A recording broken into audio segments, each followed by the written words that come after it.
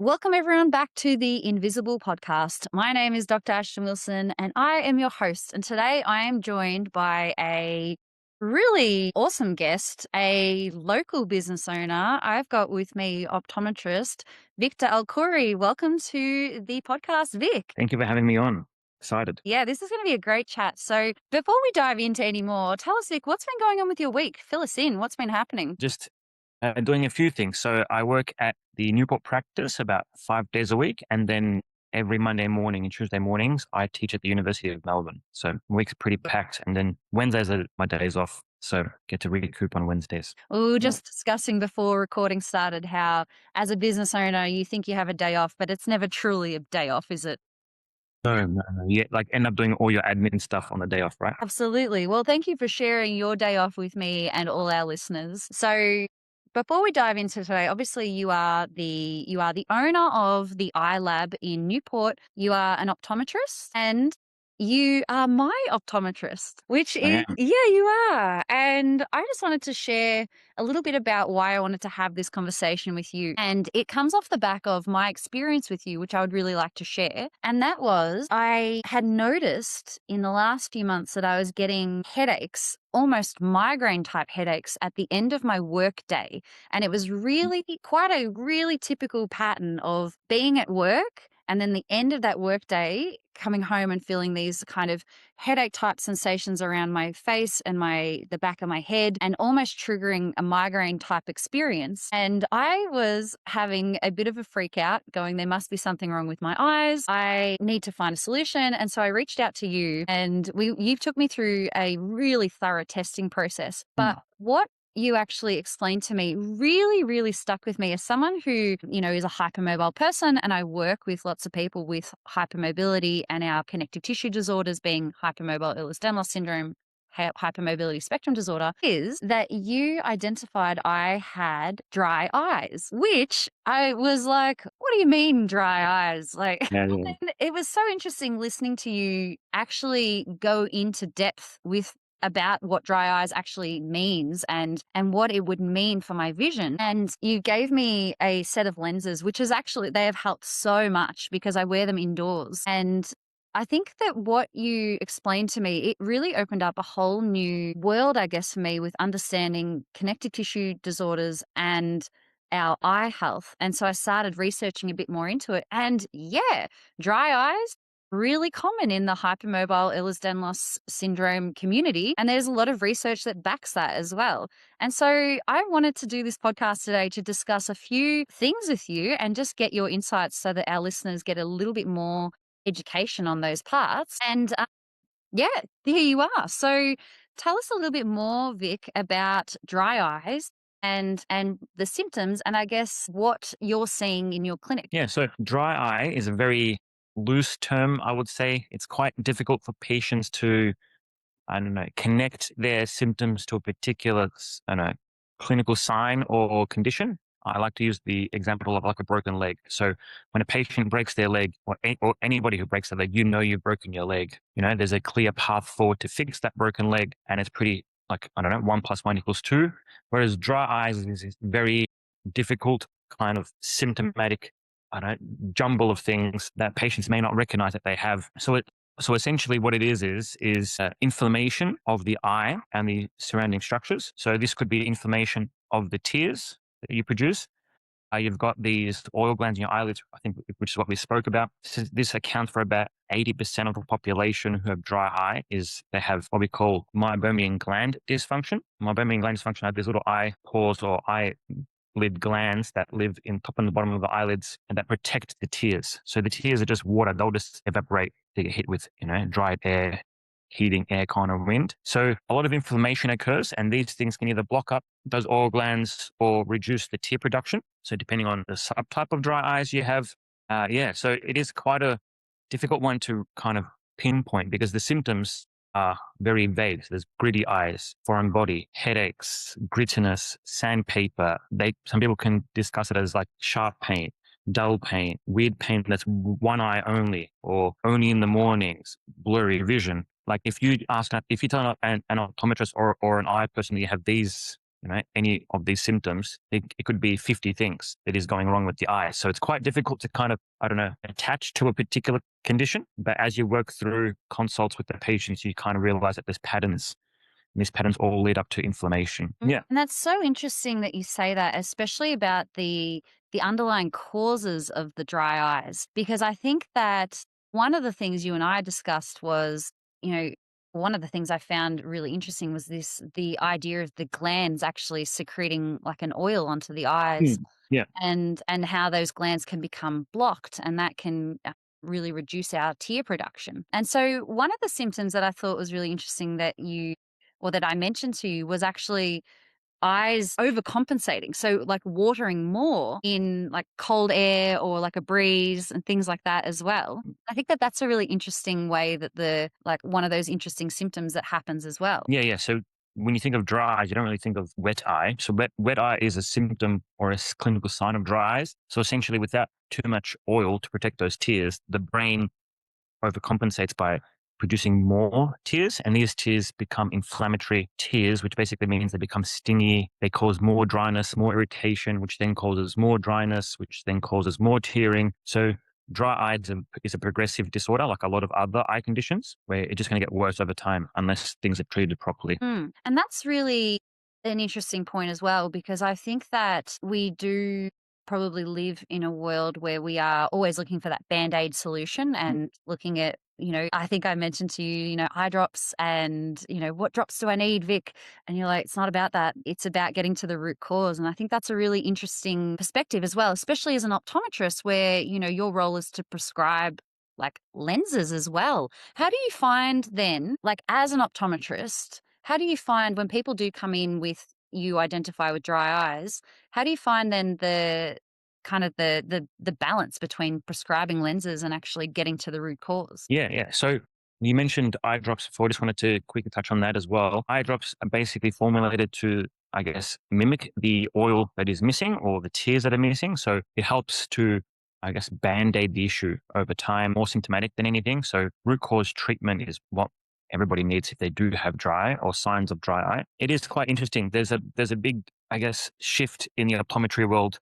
Everyone knows that there's, sales-based optometry where there's a lot of glasses sales, a lot of lens sales, things like that, which is needed. Everyone who has a refractive error needs to have their vision corrected.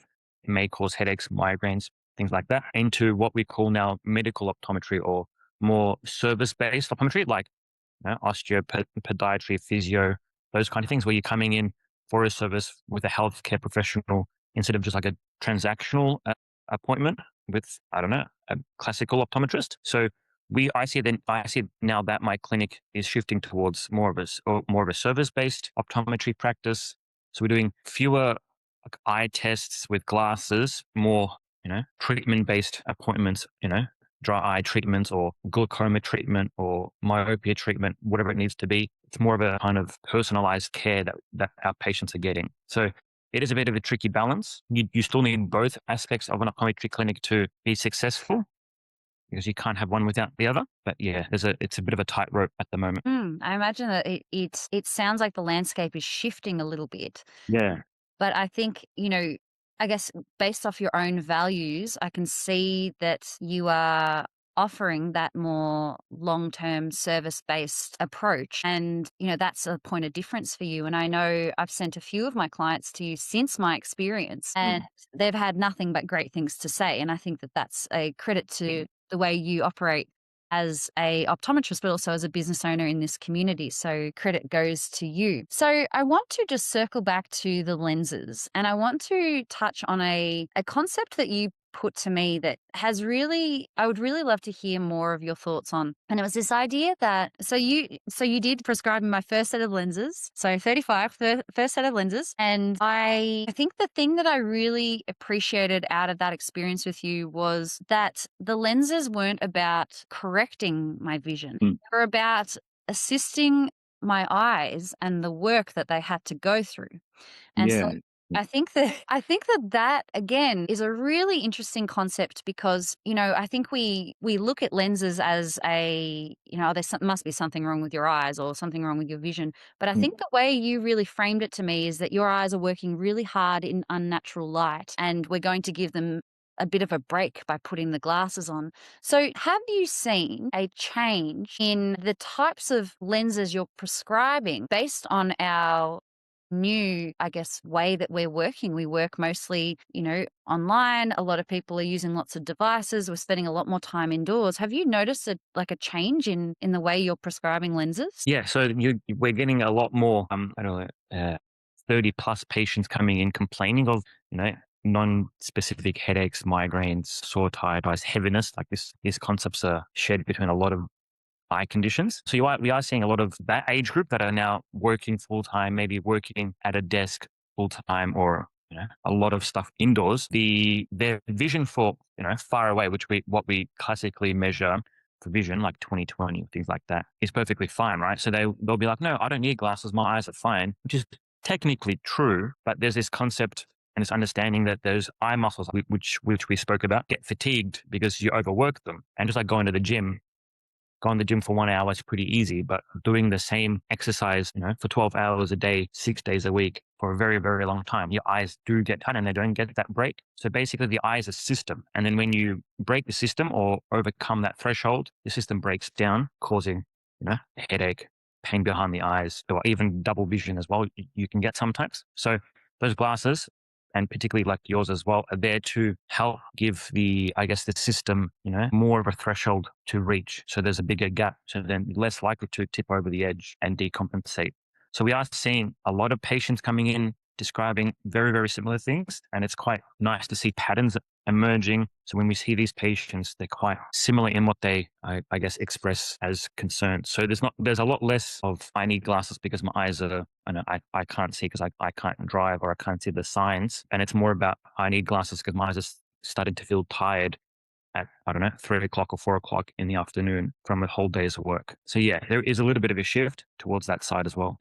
And I think it's really interesting that you say, you use the analogy there of the working out in the gym and doing an hour in the gym versus doing, 8 hours of the same exercise. And I think that something I've been doing with a lot of my hypermobile clients in the last probably year and a half is actually assessing their eye function if they are reporting any neck instability or Mm. if they're reporting a history of migraine or headache or jaw pain, and actually assessing how do their eyes actually move and how strong are they in certain ranges. And I actually look at that as now part of my assessment for their musculoskeletal presentations. And it's actually an exercise that I give to my clients very early on if they present with any type of like craniocervical instability, if they're presenting with any TMJ type problems. I will give them a really simple eye exercise. And I can't take credit for this, but one of my patients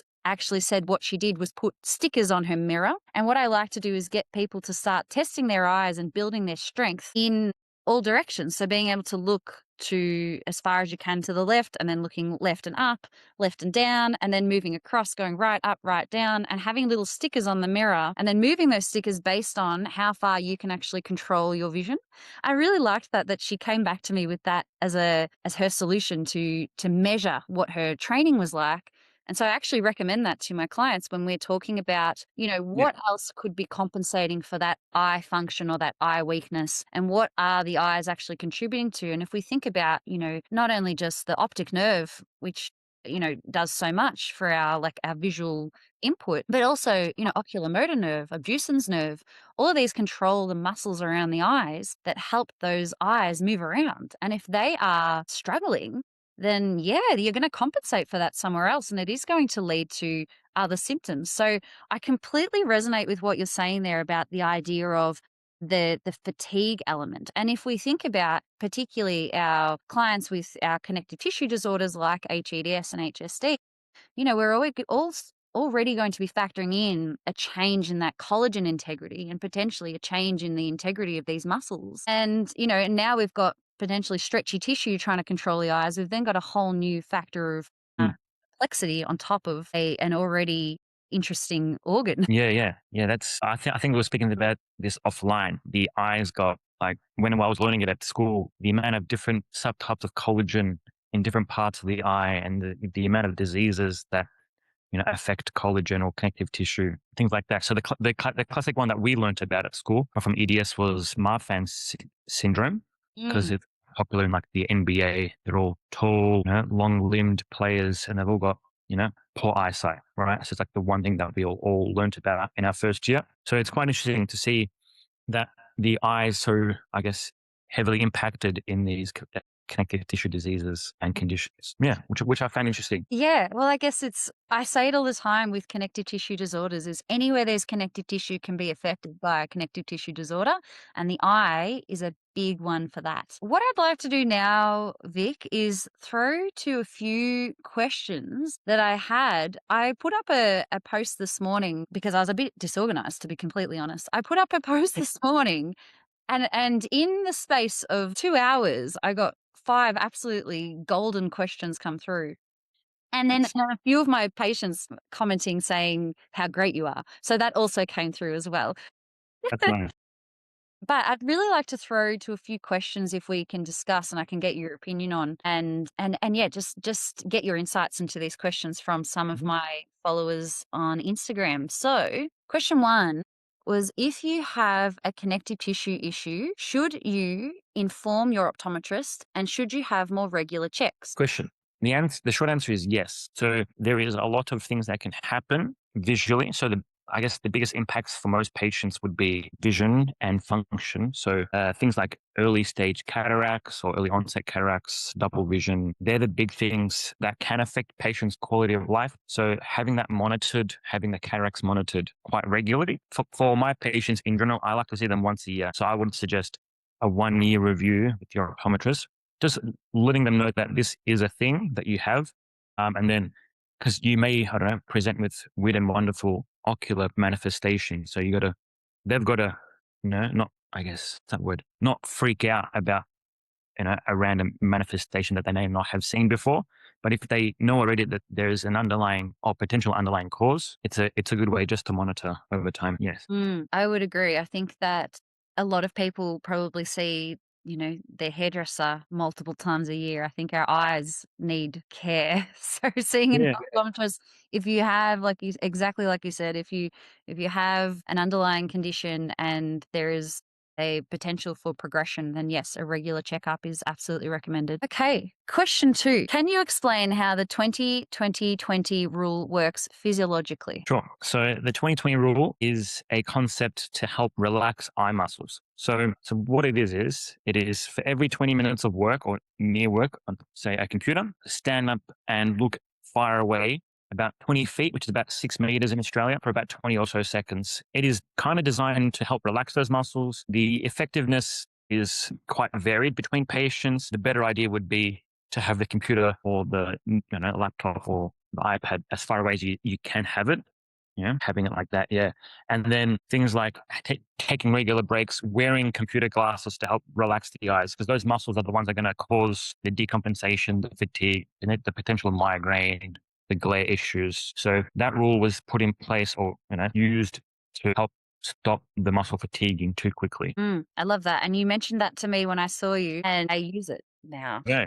Yeah. It works. It works for a lot of patients. Sometimes it may not work. So give it as a general rule, and then It's like a lot of things where it's a tool, right? You put it in the Mm, toolkit and it's something you can use to give you some relief, but we know that most conditions and most problems are multifaceted. So there's a lot of factors factoring into actually. how you feel away. Yep. Okay. So the third question was just a straight up BVD. And I said to you, okay, well, let's talk about its binocular Vision. vision. Yes. And I did have a quick look into BVD and HEDS and saw that, yes, there is some overlap there, and there's some research suggesting it's more common in a hypermobile population. But I'd love to hear your thoughts on binocular vision. Yeah, so binocular vision is the understanding of how the eyes work as a team. So when you think about muscles, when you look left or right, it's actually the opposing muscle that gets activated. So if you look this way, like towards my left, then my left muscle on this side is now telling the muscle on this side to turn together. So there's like this interaction that happens in one of the areas of the brain that is instantaneous. So our eyes work as a team. Very common in kids to have, a lazy eye or a decompensating eye, and one would turn out, one would turn in. So BVD and connective tissue disorders, you would see manifestations like an eye that doesn't kind of track well or is a bit sluggish. So you don't tend to see the eye sticking all the way out, I don't know, like a classical lazy eye. More about the slugging of the eye movement. Sometimes it may get stuck in a particular gaze. It's just about how the eyes move. That's what binocular vision is and how they work as a team. And then the disorders are just disorders of eye movement, basically. That's so interesting. There you go, yeah. Yeah. Okay. Well, there you go. And I guess, like you said, factoring it into connective tissue disorders, particularly our HEDS, HSD, is what I just had a quick look at before we had this conversation. The idea of that, potentially if there are changes in the connective tissue, the collagen integrity of those muscles of the eye, that it could make that coordination more challenging. Yeah. So you get reduced collagen, reduced tensile strength of the muscle, reduced mobility of the muscle. So it's quite classical what they present with. And with a lot of eye stuff, everything basically but dry eyes is very pattern orientated. Dry eyes is like no pattern orientation at all. You can kind of see when patients present, even without kind of knowing that they've got an underlying connective tissue disorder or a collagen deficit, you can kind of see it happening. And it's quite interesting when these patients present in the clinic before they say a word. You'd be like, oh, it's this, as an example. Yeah. Are there any risk factors for BVD? Double vision, migraines, headache. Let me have a think. Risk factors. Lazy eyes.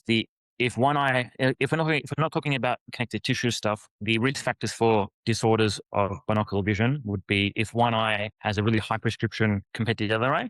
And then in development, the brain only gets kind of information from one eye, and then the other eye tends to get ignored. And then that eye that is ignored can either turn in or out as a child. You may see kids with patches. You may see kids have one eye that's like, I don't know, all the way out would be an extreme case, or slightly turned. They tend to have surgery, which helps to align the eyes, but then you have to then improve the vision in that eye that's weaker before the age of 12, or else kind of things set with that eye and becomes what we call amblyopic, which is Greek for weak eye or something like that, I think. Yeah. Interesting. Yeah. And I do recall reading about the eye patches for kids to improve that visual input from both eyes. Have anything to do with eye dominance? Not really. Eye dominance is a thing like hand dominance. They're not. So we learned about eye dominance and hand dominance. There's no rule link. So I'm left eye dominant, but I'm right-handed. So everyone thought that, if you had a right hand dominant, your eyes would be the same, but it's more about how the eyes grow and which one is a bit stronger. So interesting. Yeah. So like the brain does all the processing. So the brain has two out pouches, which we call eyes. So we don't consider the eye and the brain separate things. They're just the same thing. And then the eyes is what takes in the light. That's all it does. It doesn't see color. It doesn't see shapes. It just sees, basic lines and dark white patterns. And then the brain does all the processing. So if you have two different, quality of TV, if one is a really old, analog TV and the other one's like an HD cinema, that kind of thing, then you end up having one has poorer, cabling and input into the brain. One has really good input into the brain. And that one that has really good input into the brain would be the dominant eye. This is a very extreme case. And the other eye will be the weaker eye. But for me, my eyes are slightly different, which will then say to my brain, this left eye is giving me better information. I like that more. And then when you can do these little tricks, like by making a little diamond and sticking it up into the corner of the room. And then you look through one eye like that and look the other eye like that. And then you'll see that one eye is actually the one that is focusing the diamond, whereas the other eye is like way out. So it's quite an interesting little technique to see which one is dominating and which one the brain is using. Yeah. That's so interesting you say that. Little sidebar, I was doing tennis lessons last year and my backhand was naturally my strongest hand. My strongest stroke was my backhand, and I'm a right-hander. And I really struggled with my depth perception on my forehand. And my tennis coach got me to do that little triangle trick. And he said, "Wow, are you sure you're not left-handed? Your right eye is far more dominant than your left." And I was like, don't know, maybe I don't know. But apparently my right eye is my good eye.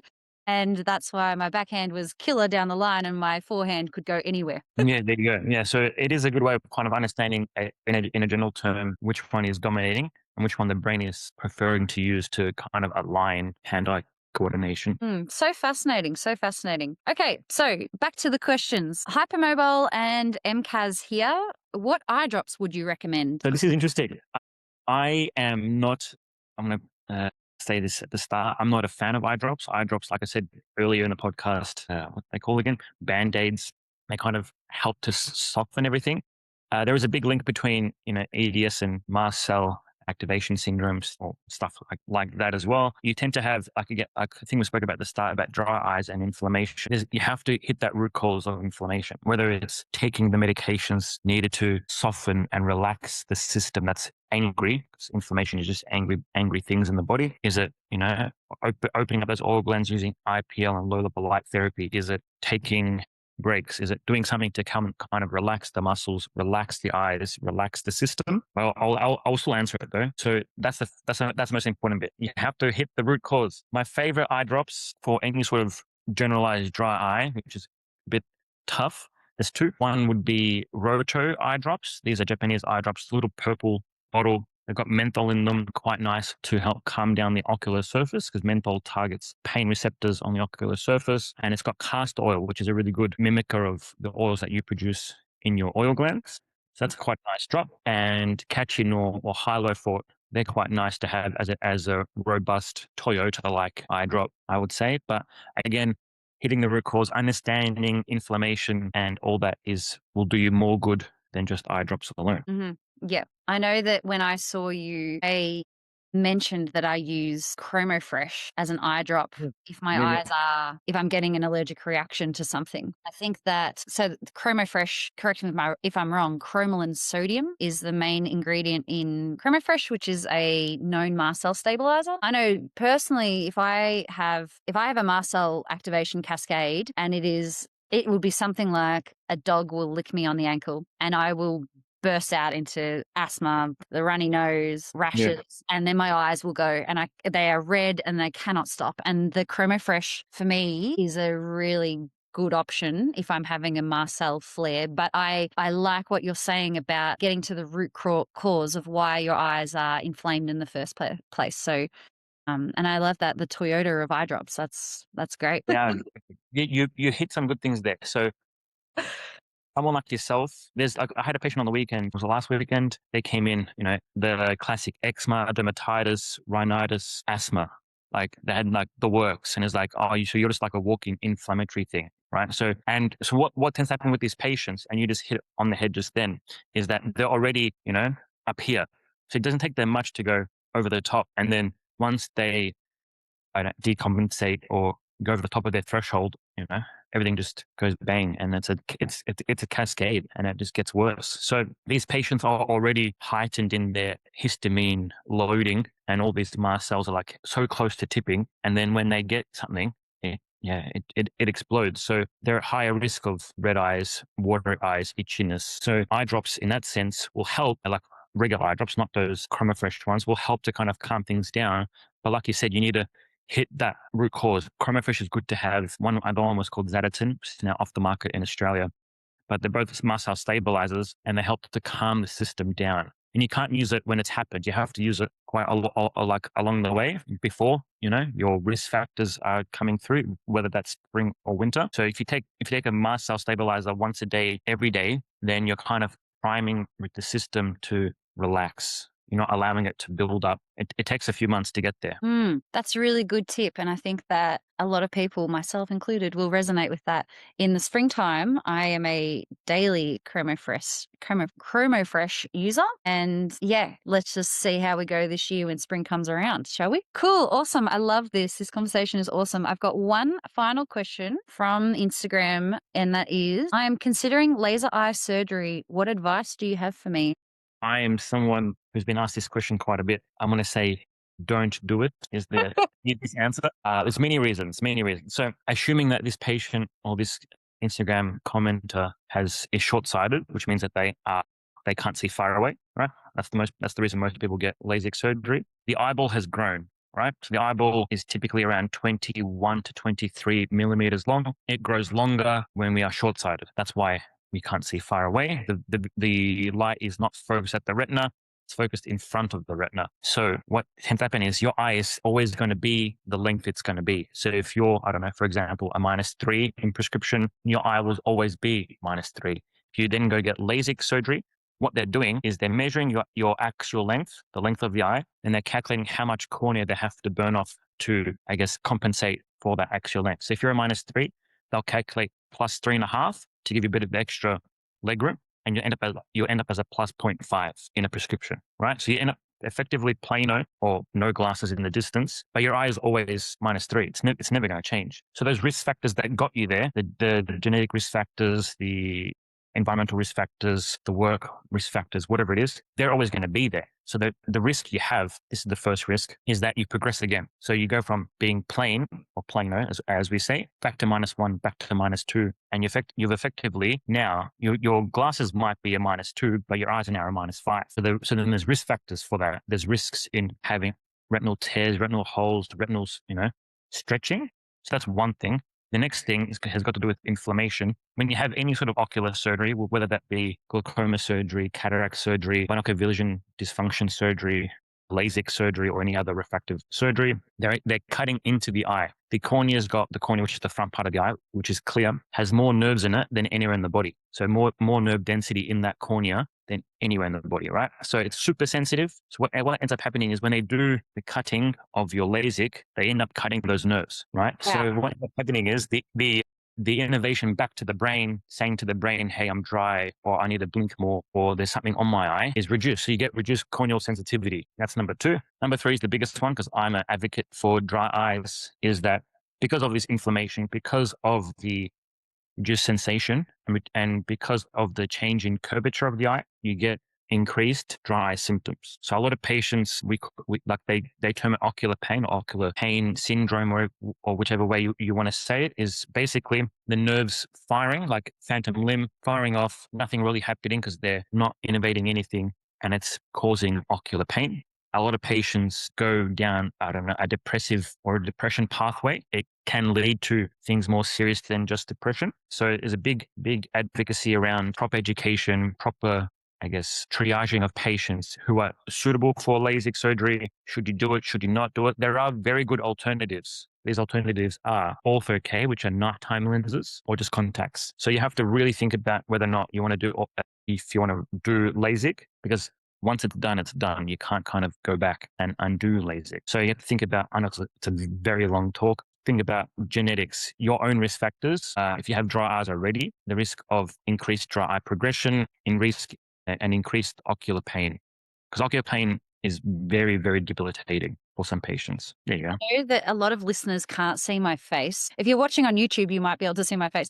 But wow, like I had no idea. I feel like that is absolutely something people do not consider before going down the pathway of laser eye surgery. I had no idea that the eyeball actually changes size. That's incredible. Yeah. So that's what causes short-sightedness, is the physical change in size of the eye. I am gobsmacked, jaw to the floor over here. That was an absolute mic drop moment of an answer to a question I think I've ever heard of. That was incredible. On that note, I would really love to, this isn't a question, well, maybe it's a question from me. I would really like for you to explain to the listeners what your IPL treatment is for dry eye, because I was fascinated by it and I'm still considering once I can wrap my head around it. But I would really love for you to share with the listeners what this as a treatment option is for dry eyes. Yeah, sure. Again, it's a treatment for inflammation. So basically, I'll give you the origin story, quick origin story. There's an ophthalmologist in America about 20 to 30 years ago now. He is a longevity doctor as well. He likes to do longevity medicine. And he was treating his rosacea patients with IPL, which, it's quite common to do as well. And they reported that their eyes felt a lot better. So he went down this rabbit hole of understanding why rosacea, which is an inflammatory condition of blood vessels, why that is linked to dry eyes and ocular pain or ocular discomfort. And he found out that the blood vessels that feed the cheeks, the nose, the chin, the forehead also run along and feed the eyelids, and that causes inflammation locally. So you get what we call ocular rosacea. So if you have rosacea on the face, more likely than not, you have ocular rosacea. I think it's about 80% of rosacea patients have ocular rosacea. So basically, again, inflammation around those oil glands.